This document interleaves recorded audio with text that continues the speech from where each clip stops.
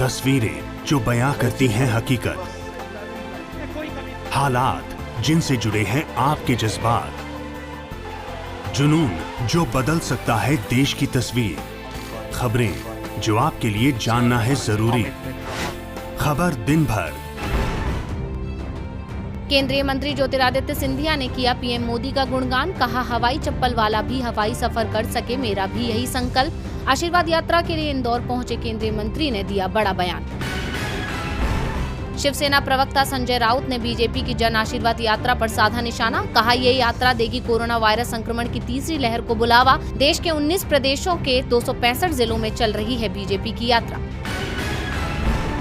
दिल्ली विश्वविद्यालय में जल्द होगी सेंटर फॉर हिमालयन स्टडीज की स्थापना, पर्वतीय श्रृंखला के भविष्य को लेकर चिंतित है विश्वविद्यालय। कार्यवाहक कुलपति प्रोफेसर पीसी जोशी ने दी हिमालयी संग्रहालय बनाने की जानकारी, हिमालयी उच्च शिक्षा को दिया जाएगा बढ़ावा। 24 अगस्त को होगी ह्यूमन राइट काउंसिल की मीटिंग, अफगानिस्तान की स्थिति पर होगी चर्चा, तालिबान ने किया है अफगानिस्तान पर कब्जा। शेयर बाजार में आई गिरावट, 163 अंकों की गिरावट के साथ 55,629 पर पहुंचा सेंसेक्स। निफ्टी में आई 46 अंकों की गिरावट, 16,569 पर पहुंचा निफ्टी।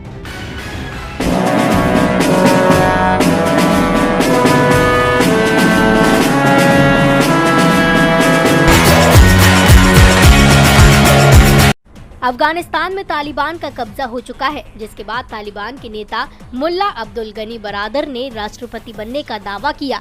बरादर ने एक वीडियो सोशल मीडिया पर पोस्ट किया, जिसमें देश में बेहद कम समय में तालिबान का नियंत्रण स्थापित होने को लेकर खुशी का इजहार किया गया है और जनता की समस्याओं को दूर करने की बात कही गई है। बरादर के इस पोस्ट में सत्ता संभालने की झलक साफ तौर पर दिखाई दे रही है।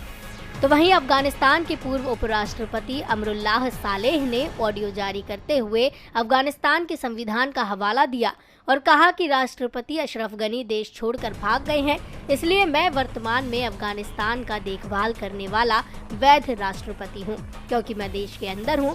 साथ ही अमरुल्लाह ने कहा कि अभी लड़ाई खत्म नहीं हुई है। इनके बयान से अब साफ कहा जा सकता है कि तालिबानियों का सामना अब अमरुल्लाह करेंगे। एक तरफ अमरुल्लाह जंग जारी रखने की बात कर रहे हैं, तो दूसरी ओर तालिबान ने युद्ध समाप्ति की घोषणा कर दी है और सत्ता भी हासिल कर ली है। लेकिन सत्ता पर काबिज रहने के लिए तालिबान जानते हैं कि उन्हें जनता और दुनिया का समर्थन मिलना जरूरी है, इसलिए तालिबानी अब नरम दिल दिखाने की कोशिश कर रहे हैं। कब्जा करने के बाद आज पहली बार तालिबान मीडिया के सामने आया और अफगानिस्तान को लेकर अपना एजेंडा बताया। मीडिया से बात करते हुए तालिबान प्रवक्ता जबीहुल्लाह मुजाहिद ने कई वादे किए और अंतर्राष्ट्रीय चिंताओं पर बात की। तालिबानी प्रवक्ता ने कहा कि अफगान युद्ध अब खत्म हो गया है। जिसने भी बीते वक्त में तालिबान के खिलाफ युद्ध लड़ा, उसको तालिबान माफ करता है। गनी सरकार पर निशाना साधते हुए प्रवक्ता ने कहा कि पिछली सरकार किसी काम की नहीं थी, वो जनता को सुरक्षा नहीं दे पा रही थी। तालिबान सभी को सुरक्षा देगा और सरकार में भी महिलाओं को जगह देगा। चीन और रूस तो पहले ही तालिबान का समर्थन कर चुके हैं, लेकिन भारत की तरफ से अभी तक कोई प्रतिक्रिया नहीं दी गई। वहीं दूसरी तरफ तालिबान ने भारत के सबसे महत्वपूर्ण अंग जम्मू कश्मीर को लेकर एक बड़ा बयान दिया है। तालिबान ने कहा कि जम्मू कश्मीर भारत का आंतरिक और द्विपक्षीय मसला है, उनका ध्यान कश्मीर पर नहीं है। लेकिन तालिबान के गुजरे हुए कल को देखते हुए उसके बयान पर भरोसा करना मुश्किल है। अफगानिस्तान में तालिबान की हकीकत से भारत बखूबी वाकिफ है। भारत ये भी जानता है कि चीन और पाकिस्तान दोनों मिलकर अफगानिस्तान में अपना दखल बढ़ाएंगे। ऐसे में भारत भी अपनी रणनीति बनाने में जुट गया है। कैसे इस स्थिति को काबू किया जा सकता है और इस पर सरकार मंथन कर रही है। इसी के चलते आज भी पीएम नरेंद्र मोदी के आवास पर कैबिनेट समिति की बैठक बुलाई गई। इस बैठक में अफगानिस्तान में भारत के राजदूत रुदेंद्र टंडन, रक्षा मंत्री राजनाथ सिंह, गृह मंत्री अमित शाह, वित्त मंत्री निर्मला सीतारमण और राष्ट्रीय सुरक्षा सलाहकार अजीत डोभाल मौजूद थे। बैठक में पीएम ने कहा कि भारत को अफगान भाइयों और बहनों को जो सहायता के लिए भारत की ओर देख रहे हैं, उनकी हर संभव सहायता प्रदान करनी चाहिए। भारत को न केवल अपने नागरिकों की रक्षा करनी चाहिए, बल्कि हमें उन सिख और हिंदू अल्पसंख्यकों को भी शरण देनी चाहिए जो भारत आना चाहते हैं। भारत अपने मित्र राष्ट्रों से लगातार संपर्क में है। विदेश मंत्री एस जयशंकर इस समय अमेरिका में हैं, जहां वे इस मसले पर कई नेताओं से बात करेंगे। पीएम के संबोधन के बाद कयास है कि अफगानी नागरिकों को भारत की नागरिकता दी जाएगी, लेकिन अफगानिस्तान की स्थिति पर कोई भी कदम उठाने से पहले भारत तालिबान शासन के ढांचे को औपचारिक रूप मिलने की प्रतीक्षा करेगा। बता दें कि बीते दिनों अफगानिस्तान से भारत ने अपने राजनयिकों को वापस बुला लिया है और दूतावास और मिजोरम में क्यों नहीं खत्म हो रहा विवाद? क्या दोनों राज्यों पर नहीं है मोदी सरकार का ध्यान? क्या सरकार नहीं उठा रही कोई कदम? ये सवाल सियासी गलियारों में जमकर गूंज रहे हैं, क्योंकि विवाद को अभी महज 20 दिन भी नहीं हुए थे कि एक बार फिर से दोनों राज्य आमने सामने आ गए। दरअसल मंगलवार की घटना के बाद अंतर्राज्यीय सीमा पर तनाव एक बार फिर बढ़ गया है। मिजोरम ने जहां आरोप लगाया कि असम पुलिस के कर्मियों ने उसके नागरिकों के साथ बदसलूकी की, जिसमें एक व्यक्ति घायल हो गया, वहीं पड़ोसी राज्य ने दावा किया कि सीमा के दूसरी ओर से हंगामा किया गया, जिसके बाद में पुलिस कर्मियों ने केवल जवाबी कार्रवाई की। दोनों राज्यों के इस विवाद में आम जनता बेबस नजर आ रही है। लोगों के मन में खौफ बैठ गया है। खबरें तो ये भी आ रही हैं कि विवाद की वजह से लोग पलायन को भी मजबूर हो रहे हैं, क्योंकि 26 जुलाई का मंजर ही कुछ ऐसा था। करीब 20 दिन पहले दोनों पूर्वोत्तर राज्यों के पुलिस बलों के बीच झड़प हुई थी, जिसमें असम के 6 पुलिस कर्मियों समेत 7 लोगों ने अपनी जान गंवाई थी, जबकि 50 से ज्यादा घायल हो गए थे। इस घटना के बाद दिल्ली तक हलचल तेज हो गई थी, जिसमें मोदी सरकार घिरी नजर आई थी। इसीलिए 26 जुलाई के गतिरोध के 2 दिन बाद गृह मंत्रालय ने बैठक बुलाई और ये फैसला लिया गया था कि अशांत असम मिजोरम सीमा पर एक तटस्थ केंद्रीय बल तैनात किया जाएगा। इस फैसले के बाद असम और मिजोरम के प्रतिनिधि सीमा विवाद को सौहार्दपूर्ण ढंग से हल करने पर सहमत हुए थे। बैठक के बाद जारी एक संयुक्त बयान में कहा गया था कि सीमांत क्षेत्रों के लोगों के बीच शांति और सद्भाव को बढ़ाने की कोशिश करेंगे, लेकिन ये कोशिश कामयाब होती नजर नहीं आई। अब एक बार फिर दोनों राज्यों में विवाद खड़ा हो गया है, जिसके बाद फिर सवाल उठने लगा है कि क्या कर रही है मोदी सरकार? क्या अफगानिस्तान के साथ साथ राज्यों का विवाद सुलझना जरूरी नहीं है? कोई करता है खबरों से आगे रहने का वादा, कोई करता है तेज रफ्तार का दावा, फिर भी क्यों दब जाती है सही खबर? ना वादा ना दावा, सिर्फ खबर। Subscribe now and press the bell icon. Never miss an update. एक बार फिर घरेलू रसोई गैस सिलेंडर के दाम बढ़ा दिए हैं। बिना सब्सिडी वाले सिलेंडर की कीमत में 25 रुपए की बढ़ोतरी की गई है। दिल्ली में 14 किलो का एलपीजी सिलेंडर अब 859 रुपए में मिलेगा, जबकि इससे पहले यह 834 रुपए में मिल रहा था। इससे पहले 1 जुलाई को रसोई गैस सिलेंडर की कीमत में 25 रुपए की बढ़ोतरी की गई थी।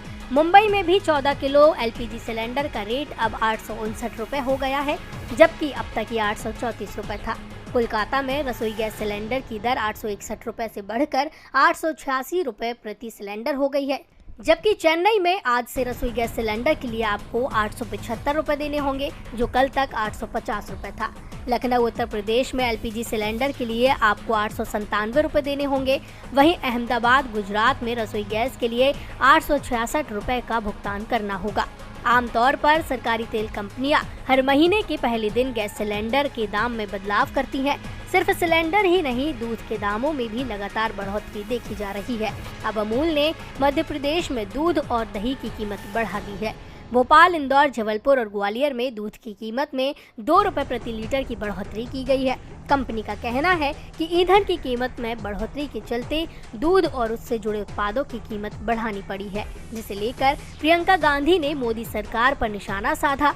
उन्होंने ट्वीट कर कहा, इस साल 1 जुलाई को केंद्र सरकार ने एलपीजी सिलेंडर के दाम 25 रुपए और 17 अगस्त को फिर से 25 रुपए बढ़ाए हैं। उज्ज्वला योजना का सपना दिखाकर हर महीने एलपीजी के दाम बढ़ाकर भाजपा सरकार की उगाही योजना फल फूल रही है। प्रियंका गांधी के इस ट्वीट पर लोगों की प्रतिक्रिया आ रही है। बढ़ती महंगाई के चलते जनता में गुस्सा देखा जा रहा है, जो मोदी सरकार के लिए मुसीबत बन सकता है।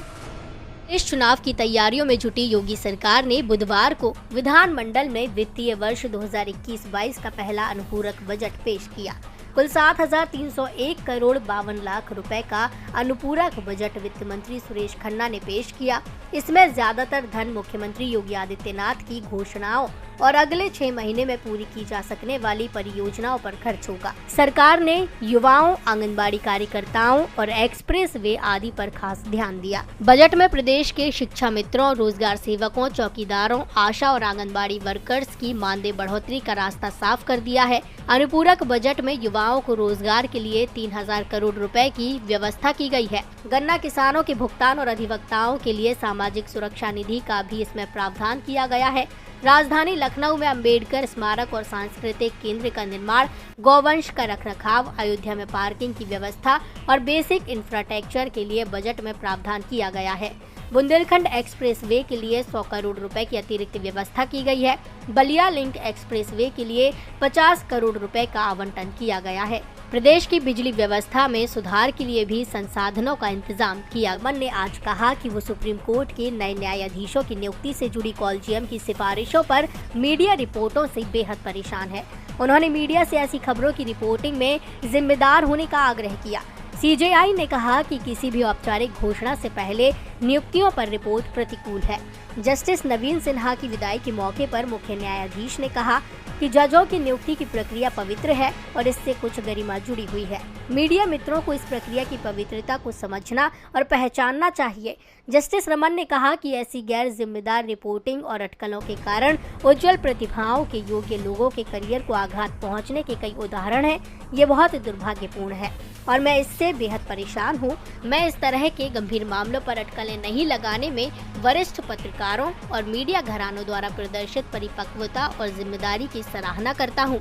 उन्होंने कहा कि न्यायाधीशों की नियुक्ति की प्रक्रिया अभी जारी है, बैठकें होंगी और निर्णय लिए जाएंगे। सर्वोच्च न्यायालय मीडिया की स्वतंत्रता और व्यक्तियों के अधिकारों को उच्च सम्मान में रखता है। यह कहते हुए जस्टिस रमन ने कहा कि उन्हें उम्मीद है कि सभी स्टेक होल्डर्स इस संस्था की अखंडता और गरिमा को बनाए रखेंगे। आपको बता दें कि इससे पहले आज कई मीडिया रिपोर्ट्स में कहा गया था कि जस्टिस रमन की अगुवाई में सुप्रीम कोर्ट कॉलेजियम ने शीर्ष अदालत में पदोन्नति के लिए 9 जजों के नाम की सिफारिश की है। इनमें जस्टिस बीवी नागरत्ना भी शामिल है, जो 2027 में भारत की पहली महिला मुख्य न्यायाधीश बन सकती हैं। तस्वीरें जो बयां करती हैं हकीकत, हालात जिनसे जुड़े हैं आपके जज्बात, जुनून जो बदल सकता है देश की तस्वीर, खबरें जो आपके लिए जानना है जरूरी। खबर दिन भर।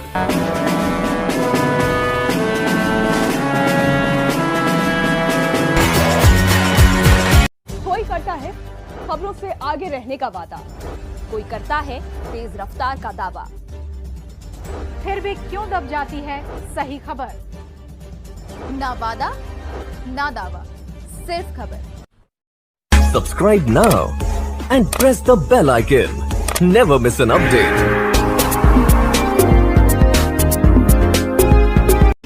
तस्वीरें जो बयां करती हैं हकीकत, हालात जिनसे जुड़े हैं आपके जज्बात, जुनून जो बदल सकता है देश की तस्वीर, खबरें जो आपके लिए जानना है जरूरी।